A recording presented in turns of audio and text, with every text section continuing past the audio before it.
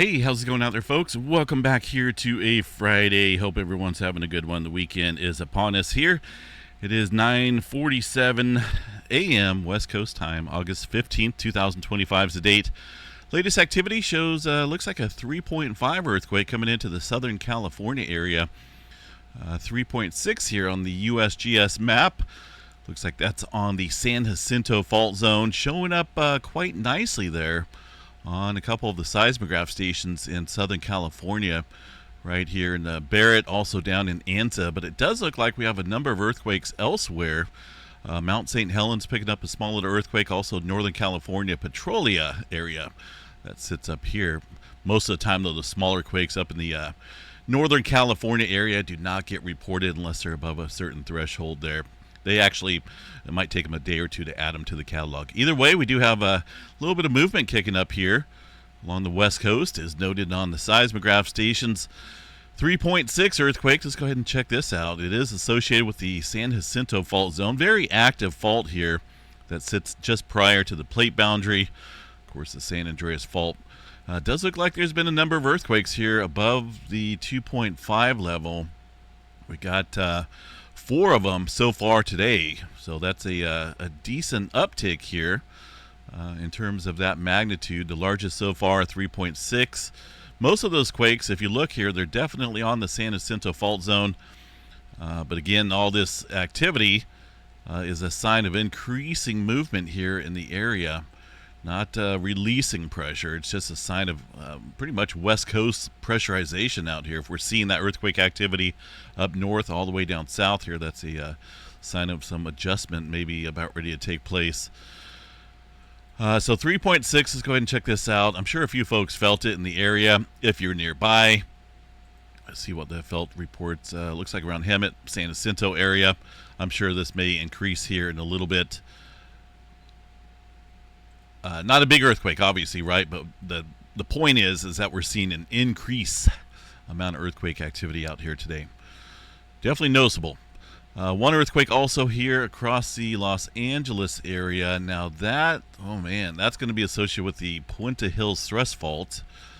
It's a blind thrust fault here that runs directly underneath Los Angeles and is capable of producing a 7.5 earthquake. The last one was several thousand years ago. They can determine the last magnitude event there just by looking out at a bunch of rocks. Geologists are crazy smart, if you really think about it. And there's other ways to date events as well. But this is the area that had a decent swarm on it here last year. I think we even had a 4-pointer along with some other quakes there. Now, a few thousand years ago, I think it was about 5,000 years ago or so, is a date from the last major rupture out here. And regular intervals run about 4,000 to 5,000 years. As far as repeat occurrences, that means that we could easily be in a time zone here of seeing some larger events underneath Los Angeles. And if you think about it, a 7.5 out here directly underneath Los Angeles is going to be more damaging than an 8.1, which would sit further on the plate boundary here just due to proximity. Fault system directly underneath Los Angeles like that, yeah, that would be quite crazy. So there's a 2.7. All this happening here within the last hour. Some decent uptick going on, and as I noted here, there's some other activity in Mount St. Helens, Northern California as well. We'll check out the volcanoes up north here in a minute. Just want to see if there's anything of major swarming going on. I don't see any intense localized swarm, but it's more of a broad scale event. San Andreas fault, we do have to watch that, folks, because it's been a number of years, I would say, since the last rupture on several segments here of the San Andreas fault. The main one I'm really concerned about that could trigger the southern branch here, or the entirety of the southern branch, is a section down here around the Salton Sea area that has not had any rupture in the last 300 years. So that means this is very well strained, and technically the next I was going to say eruption, but the next rupture out here will probably take the entirety of the San Andreas fault here, at least the southern segment. There is some concern that it could further rupture up north, or vice versa. Vice versa, meaning that the Parkfield segment of the San Andreas Fault normally sees 6.0 earthquakes every 20 to 22 years on intervals. Last one was back in 2004, so we're within that period. There's also a little concern that the next 6-pointer could trigger the southern branch, so this could all rupture at once. But they're stating an 8.1 is a likely magnitude there when the southern branch in its entirety goes. The last one, 7.9, 1857, 213 years ago. So it's all about time, folks. Just think of how much time has passed, how many somewhat generations there have passed. And, while we've been living our lives, the plate boundary out here has building up quite a bit of strain. And do got to watch that. We do have to watch it. We're living in a time here where it could happen at any second. Further up north here, Bay Area pretty quiet. Not a whole lot on the Parkfield segment for now. There was a couple spikes there in Northern California. I don't know what the threshold is. Sometimes they'll show only 2.5 and above up here. Sometimes they'll throw in a couple smaller quakes here, but it's not consistent. When there's earthquake activity happening like that there across Petrolia, that's a small microquake, but it should still pop up here. But it's not. Either way, a couple smaller earthquakes up above the Cascadia subduction. Well, it's into the Cascadia subduction zone, but above the tremor counts. The tremor counts, let me show you here real quick. Make sure the bells are off, which they are. Tremor counts here, relatively minor here in Northern California. There was 152 of them in total across the Cascadia subduction zone, by the way, which is covering a good portion of it from north to south. Not filling in completely, but it's definitely somewhat active here. Let me check out the last week real quick. We got 1,384. Here's the tremor counts that are occurring down into the Cascadia underneath Northern California, roughly about 35, 45 kilometers or so to the east. So we are seeing strain quakes, right? When the tremor activity occurs, that means that the Juan de Fuca plate here, or a portion of it, is further diving down underneath the area of the North American plate. When that happens, that adds further strain and stress. It is not relieving strain at all. It's bending this area, folding it in. That's why it's called the Cascadia fold and thrust belt. This area will drop quite a few feet when it does decide to go, when the spring effect out here finally goes in a big mega quake. And that could be the entirety here of the Cascadia, or it could be a partial rupture. Either way, tremor activity resulting in earthquake activity, mainly down south here recently. Not a whole lot up north. I mean, there's been some earthquakes there across several volcanoes, but I don't see anything of any major noteworthy activity. A couple earthquakes on the Cascadia here. Very shallow crustal quakes at the surface. That was yesterday. There's another 2-pointer, although that one was fairly deep there, 30 miles underneath the area. All right, let's go ahead and check out Mount Rainier, see what's going on real quick across that volcano. Right here. Right now, they're not reporting a single earthquake out there today. Nothing. Zip zero. So let's go see here, folks. I find that hard to believe. But you know how I feel about this. That is a well-defined earthquake, right? If that's an earthquake, some of these should show up on the distant seismograph station there. Not distant, but opposite here of the Mount Rainier volcano on the southwest side. If it's working. Some of those are. That darker line, I think that's going to be this one, right? I should just pull both of them up at the same time. Yeah, that is going to be this one here. So there was some event that registered on the southwestern side of the volcano as well. Some of these I firmly believe, folks, are earthquakes. Some may be ice quakes. Most of the time ice quakes look very thin like that. These very thin ones. But these have to be earthquakes here. I've been looking at these graphs for many, many years. It's got to be earthquakes. There's no way there's just rockfall activity like this all the time. It just doesn't make sense. And I know they have some weather coming up here. And it doesn't look like anything back in July, right? When the peak of the swarm was going on here. This is what it looked like back then. And some of those look like the events that I just showed you there in the darker line, on the dark signal here. That was on the previous day. Well, today's day. This is back in July here. So I'd stay. I still putting. If I was a betting man, I'm not a betting man, but I would definitely state that there's still earthquake activity occurring up there.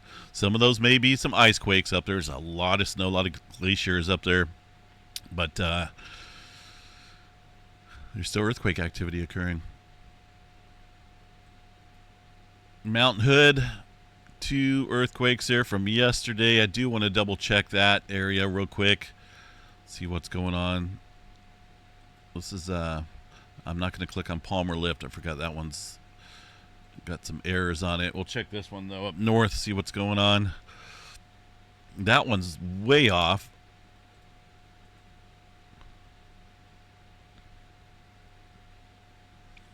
Yeah, that. Oh man, these are just kind of odd looking.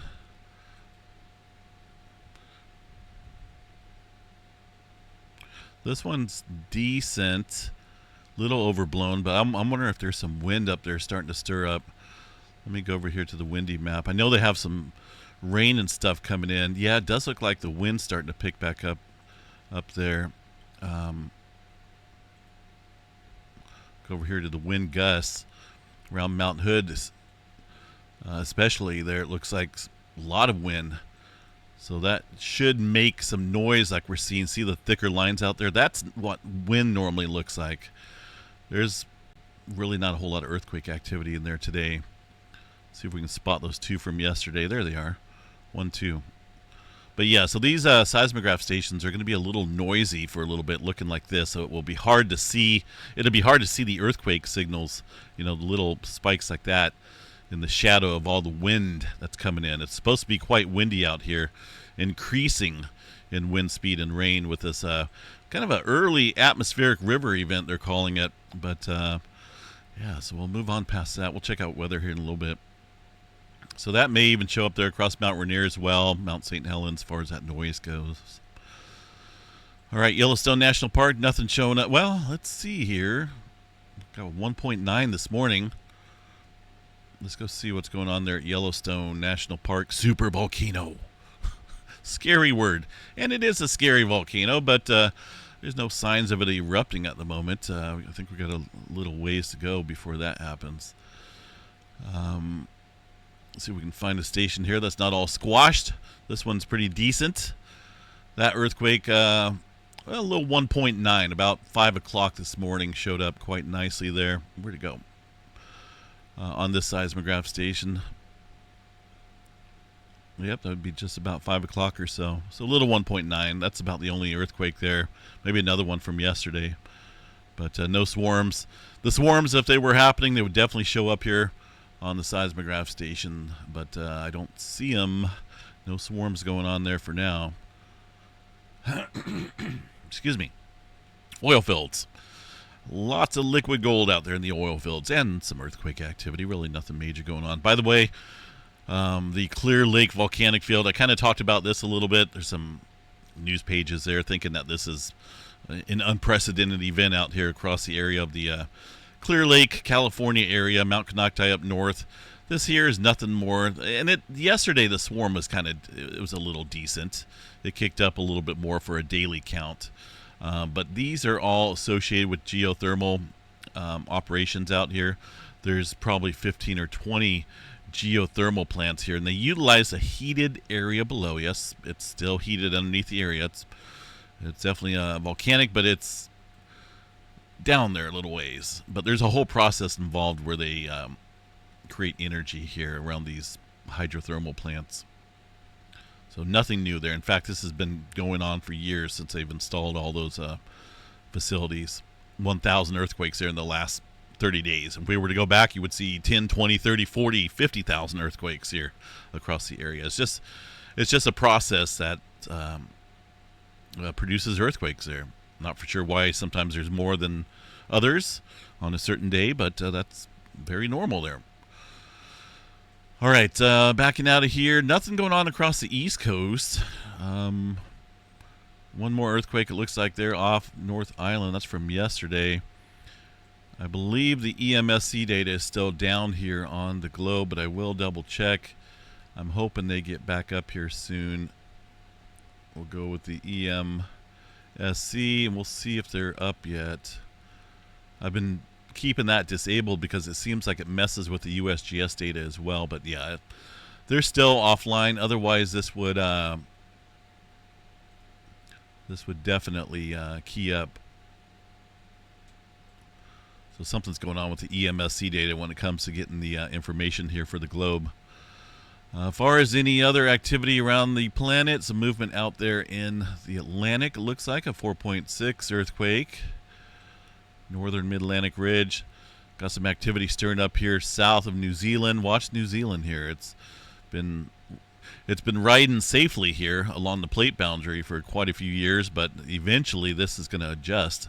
There's two segments that I'm really concerned about in terms of megaquake activity, the Alpine Fault and the Hikurangi subduction zone. A lot of movement north and south of the area here recently. If we look at the last 30 days here, you can see this absent gap, little seismic gap here of any larger adjustment, while everything north and south of it has been moving like crazy. So I do expect this to show some larger movement here soon. It's got to happen. Check firewall, but it's not my firewall. It's just the feed out here. Let's see. Yeah, it's working for the USGS, but for whatever reason, the EMSC data is still offline. Hopefully they get it fixed. Some newer activity there around the Kuril-Kamchatka Trench. Let's check this out. Got one right back in that area that did not rupture. So for the 8.8 that struck here last July, there was about a 500-kilometer length of rupture there. That's why it looks something like this, drawn out. This entirety ruptured with that big 8.8. But now we're getting some earthquake activity down further south away from that zone that has not ruptured.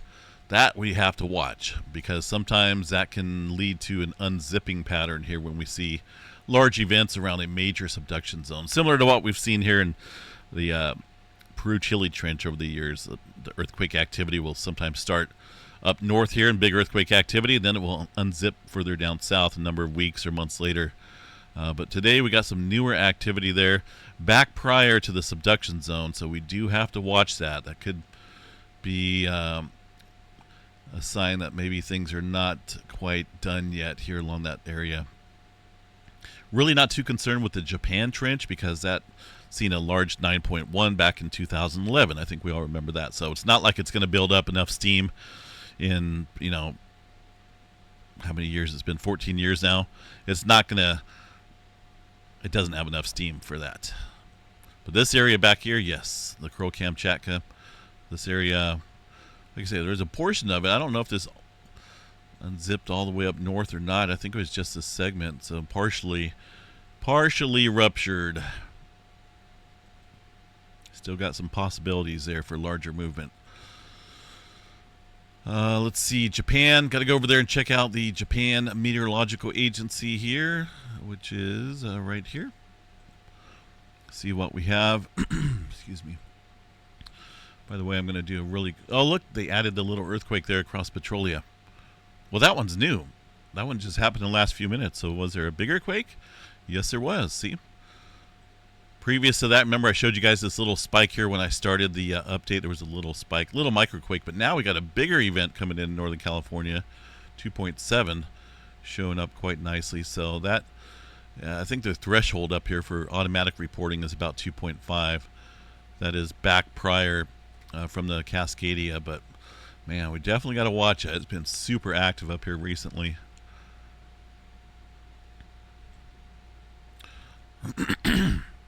I'm going to take a screen capture of this real quick. Create a thumbnail with California there. I think that'd be a good one. All right, Japan. Let's go back over here to the Japan Meteorological Agency. Watching the area of the Nankai Trough. I don't see any swarms going on there now. There's two earthquakes in that area this morning, a 2.2 and a 2.2. 6 and minutes. That's interesting. Within minutes of each other there. But nothing of any abnormal activity there that I'm seeing for now. Here's that 6.3 from yesterday. I think it's been 24 hours, hasn't it? Yeah, so we better adjust this here. Bring this down just a tad bit. Would that be right? It almost seems like it's not right. Huh. Days. So that was at 9:22. So yeah, just barely. This will drop off here the globe pretty soon. I try to keep it to where it's just the last 24 hours, but only having the USGS data on the globe here, it looks like it's a little skimpy in terms of earthquake activity, but technically it's really not. I'm hoping to get the EMSC data working again. I mean, obviously we can go and double check it from the official EMSC data, see what's going on here. But it's glitchy here on my end for whatever reason. I miss the old version that they used to have. It worked a little bit better. Let's see, there's a couple of earthquakes there this morning. I believe those are the 2-pointers. Actually, it looks like a 3. That's just off the Nankai Trough, the subduction zone there. One earthquake over in India. This is the last 24 hours here on the EMSC data. Really nothing showing up there across New Zealand, but we do have to watch that.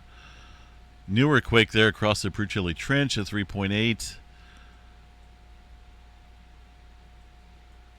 See, now it starts getting a little glitchy when I want to move over here to jump back over there. Yeah, it's just a little bit of a headache. That just bugs me a little bit. So stick to the USGS. It doesn't do that for now.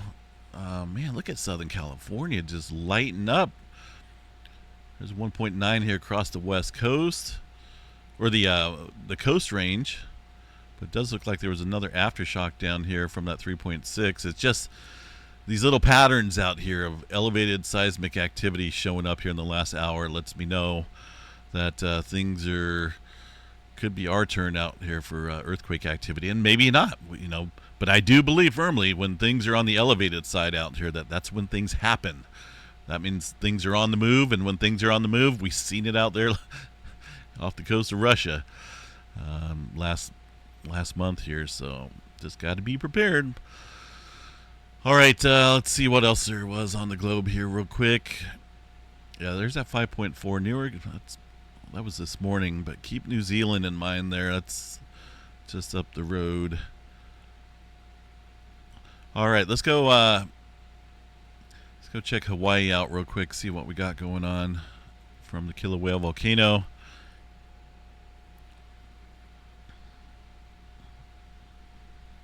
And I don't think we're close to an eruption yet. Looking at the deformation data charts, shows a little bit of leveling out here.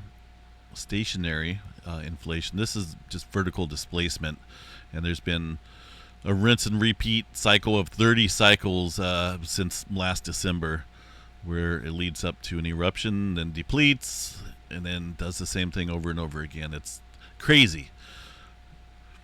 But I do think we still got a number of days.